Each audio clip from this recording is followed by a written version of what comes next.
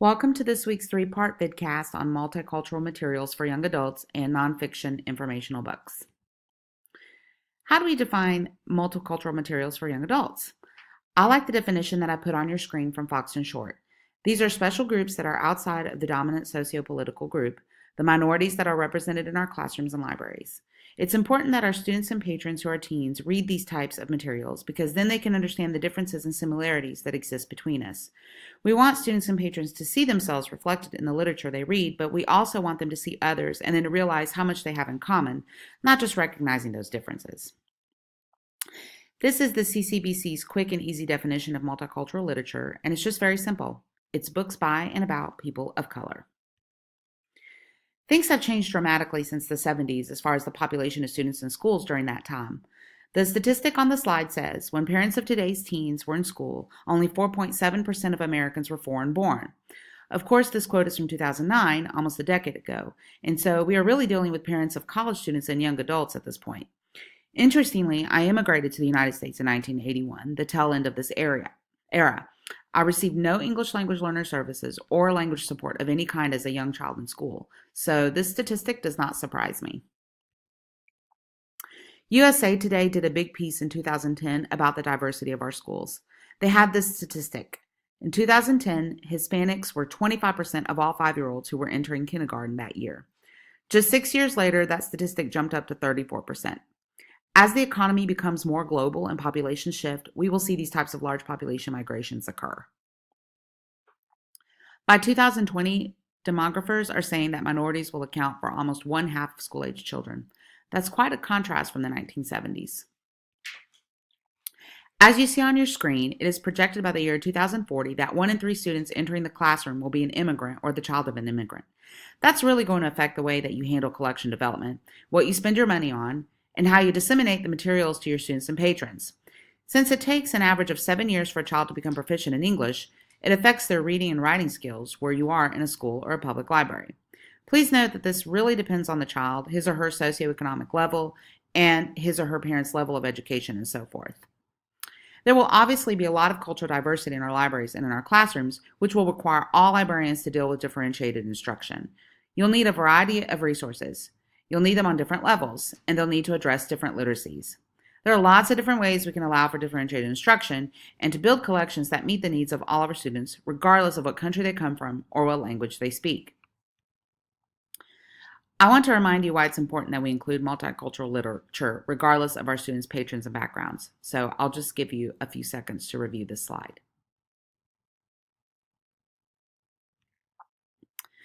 The 10 things listed here help you to understand what is similar and what is different among cultures. As students and patrons read multicultural titles, or as you work with them, if you are in a classroom teaching or a public library advising them about immigration issues or multiculturalism, these are some of the things that might appear throughout the materials that you use. In 1965, Nancy Larrick wrote a seminal work that is often called the all-white world of children's books. It called on people to stop and think about the fact that so many of the books that were published did not have multicultural characters. The reason that she ended up doing the study was because of a personal experience. She was storytelling in the library and showing pictures of characters in the picture book, and a little African American boy who was in the audience asked, "Why are they always white?" She realized he was right, and that in all the books that she read, there were no children or characters of other colors and nationalities. She ended up writing this article and calling attention to the issue. Well, here we are decades later, and the statistics that you see on the screen from the Guardian website, and you can go to that link if you want to read more, show that when 3,200 children's books were published in 2013, only 93 of them had African American characters, 34 Native American characters, 69 Asian American characters, and 57 had Latino representation. Unfortunately, there has not been much progress in this field, and it's a growing concern, one that we will explore more this week. I've quoted Jacqueline Woodson, who I think most of you are familiar with. Here she talks about creating characters that are non-white so kids can see themselves.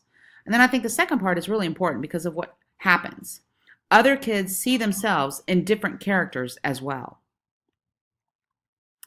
I'll give you a minute to read this slide. It's the same message, just worded a little differently.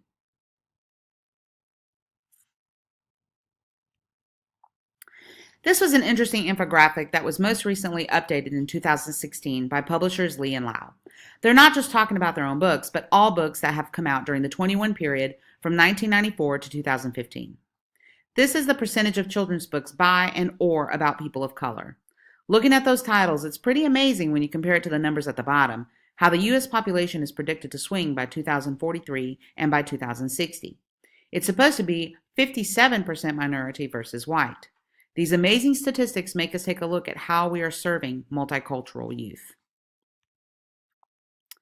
Thanks to years of research by the Cooperative Children's Book Center, we have ample data to confirm what many readers have always suspected. The number of diverse books published each year over the past 20 years has been stuck in neutral, never exceeding, on average, 10%. Countless panels, articles, and even conferences have been dedicated to exploring the causes and effects of this lack of diversity. The We Need Diverse Books organization and School Library Journal have come together and recently produced a book talking kit that highlights children's literature about diverse characters and diverse authors. You can go to that link, and it's got some nice book links and some other resources that will be very helpful for you. I'm also asking you to look at one of the links on this website that talks about how you can find diverse books for your collections. I'll just talk a few minutes about the insider-outsider debate. This idea is that only people from a given culture can write about that culture authentically, and that's the insider perspective. The outsider approach to the debate is that others are capable of writing about different populations as long as they take the time to really investigate and research it. There's a Cuban writer and scholar, Alma Florada, who discusses the debate and says that the deep experiences of a person cannot be told from the outside. Take a minute and read that quote. Then you have Henry Louis Gates in 1991, who said that no culture is inaccessible as long as the intent is to understand and to learn or to inhabit another world. I have my own personal feelings about this due to my experience as a first-generation immigrant married to an American. My husband is well known for his choral arrangements of Brazilian folk songs. He's been lauded for his authentic interpretation. But what I know as his wife is that he spends a considerable amount of time having his work reviewed by me and by other Brazilian musicians because he does not believe he can truly achieve a Brazilian sound without the input of Brazilians. So I guess this makes me follow along closer with Alma. Again, there are two different perspectives. Sherry York is saying it can't be by a person who thinks they know what the culture is like, whereas Rebecca Hill says that they are writing fiction, and it's the fruit of the imagination, which can carry across color, race, or ethnicity. These are, again, two different perspectives you may want to consider as you read a multicultural book. What do you think? Paul Goebel is an interesting example of an outsider. You might expect that he was a Native American because of his book, The Girl Who Loved Wild Horses, and some of the other titles that he's written. He's actually won a Caldecott for The Girl Who Loved Wild Horses.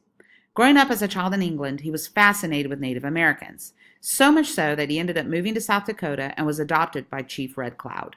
His goal as an author was to make Native American traditions understandable to children of all heritages. So that is an outsider looking in on the Native American culture.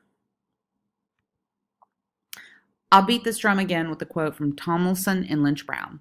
Just another perspective on why sharing multicultural materials with our teens is so important. And I'll give you a minute to read through it.